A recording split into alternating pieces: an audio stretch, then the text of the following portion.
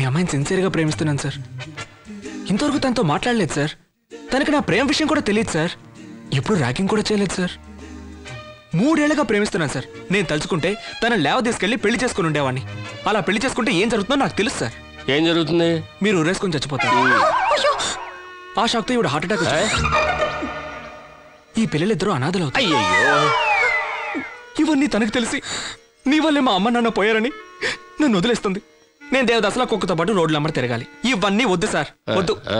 మీరిద్దరూ ఓకే చెప్పేస్తే తన కైలువి చెప్పేసి మీ అంగీకారంతో పెళ్లి చేసేసుకుంటాను సార్. పెళ్ళా? ఏంటి పెళ్లి? సార్ సార్ మీకు ఇంకో డౌట్ రావచ్చు సార్. అబ్బాయి మంచోడైనా, ఫ్యామిలీ ఎలాంటిదని.